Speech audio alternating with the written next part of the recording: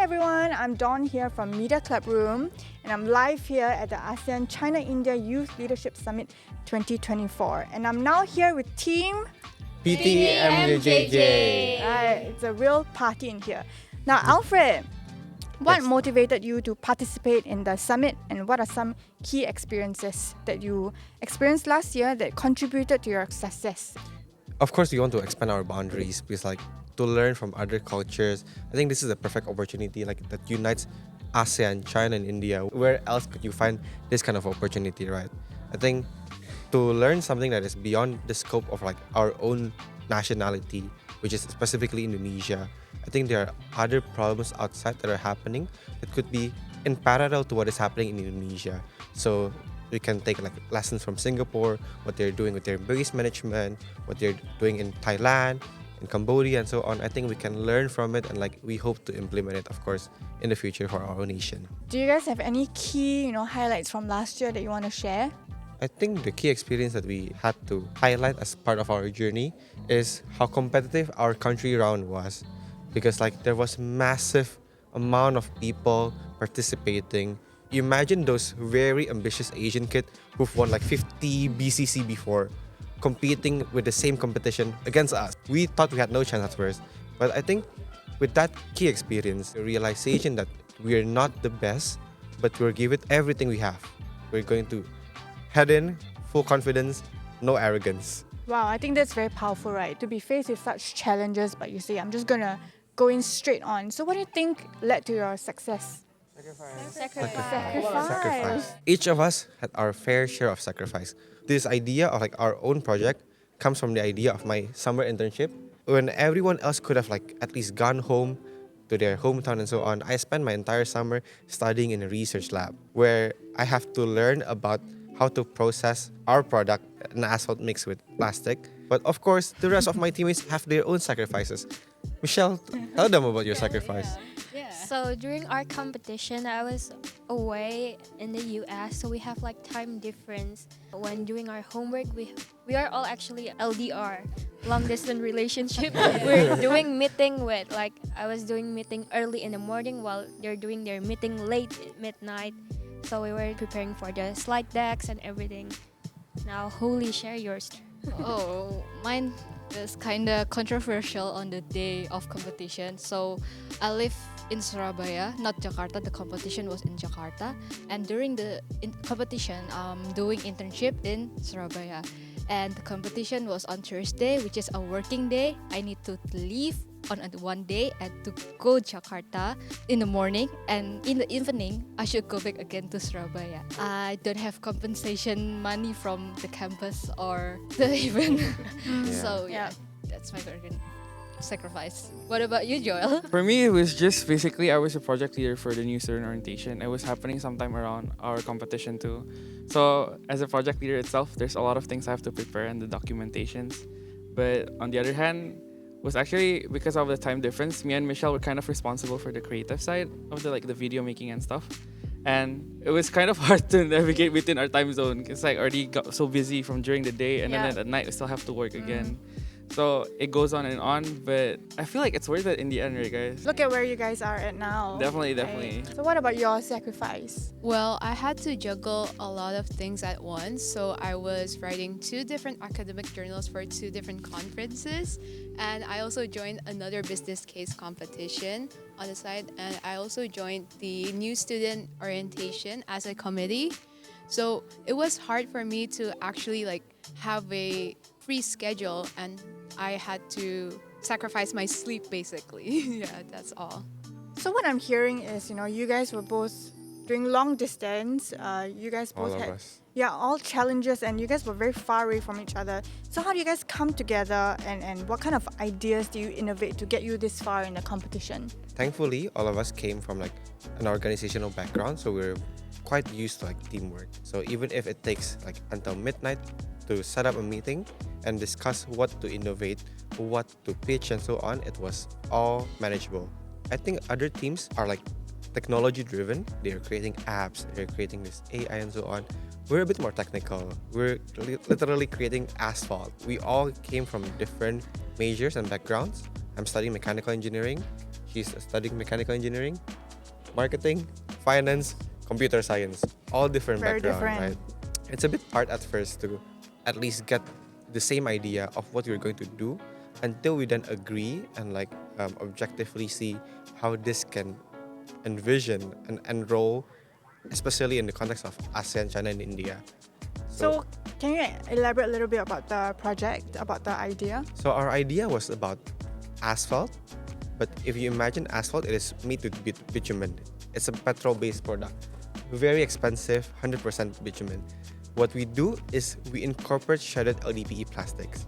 So the reason why we choose plastic specifically is that if you notice that this is an ASEAN, China, India Youth Leadership Summit, things they have in common between ASEAN, China, and India is that they're the world's largest plastic polluter.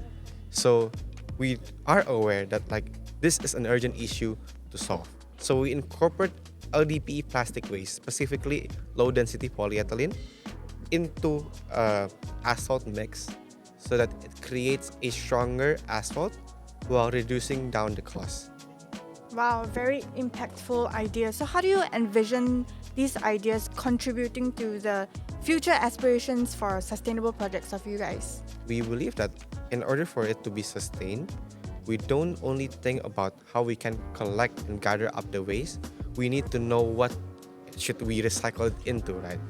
So in that sense, we're able to turn waste into a useful product, enhancing durability of road asphalts.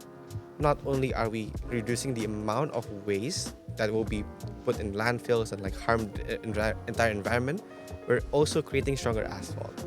So in sense of sustainability, we believe that our product, our project, even though it's not commercialized yet, it is a research done in a university lab. It is tangible impact because not only are we reducing the amount of plastic waste, we're making stronger asphalt, we're also reducing down the cost. I love that. I love that the future really does lie in, the young minds of today.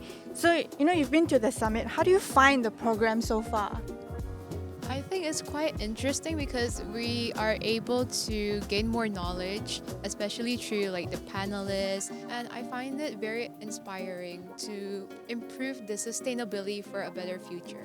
The people here are so kind, and we actually made friends. Me and Kay, we also get opportunity to hang out with some of the kids from other countries too. And it was really fun to connect with others too. Yeah. Very nice. It opens up a whole new boundary. All wonderful, brilliant minds, right? It's a humbling experience, but such a wonderful experience at the same time. There are these wonderful ideas that I've never heard of before. There are these problems that I've never been aware before happening in other countries. This kind of insights, I think, is exclusive to the summit. So as young leaders like yourselves, right? What from the summit do you find most impactful or beneficial? The whole concept of this hackathon being mixed into groups with complete strangers from all across the nations is a wonderful experience because most of other competitions like this forces us to compete against others, not compete with them as a team. So this teaming up of people from different nations across ASEAN, China, and India brings a whole new perspective to us that we've never seen before. Maybe I want to add that we are in the Asian, China and India. We share same problems because we are from the same region. And from this event, we can collaborate together for the future to make better future for us, for next generation. Especially it's about sustainability. And from here, we can gain a new knowledge to solve the problem and new perspective also. Any other key takeaways that you guys want to share about your favorite thing, your highlights? The exploring Singapore part is really fun because if we compare Singapore to other ASEAN countries, we have to admit and concede that you guys are really advanced. The moment that we were given the opportunity to explore Singapore, just yesterday, we were all amazed with the infrastructure, how everything is so pre-planned and it's all so connected. I can walk underground from one place to another without seeing the sun. Everything is so well connected. Everything is so well thought of. The rooftops, everything contains plants, greens, and so on. Everything is actually tangible and impactful enough. This is something wonderful. And especially for those 180 youth delegates, not all of them have been to Singapore, right? I think this kind of opportunity is wonderful for each and every one of us. Even if we've been to Singapore before, Still amazed. yeah, it is still amazing. All right. So I can really feel the pride and the unity that you guys have, right? So what is one piece of advice you would give future youth leaders of this summit? One piece of advice that is so crucial, especially in this kind of summit where there are more than 12 nations gathering up, 180 wonderful talent, is don't be afraid to socialize. Don't be afraid to make friends, because these are all the wonderful top 1% of the winners, right? They won against hundreds of competitors in their own country region. This is your opportunity to pursue connection that is going to be fruitful. It may not seem like it's going to be that impactful because we're still in university, but we never know. Maybe in 2 years, maybe in 3 years, one of them could be listed in Forbes 30 under 30 or something, right? Or maybe us. Yeah, maybe you guys. PT MJJ. Yeah. Fun fact about our sustainability stickers, we actually made the night right before we fly here to Singapore, Wow. around 1 a.m. So you guys made it the and dawn before. Oh yeah, the dawn. So you guys did it and printed it and designed it all in one day? Not That's so even one funny. day. Not even one day. Not even one night. Only 2 2 hours. before our Crazy. running. I love it. Thank you so much, guys. I had so much fun. Thank you. Say bye. Thank you.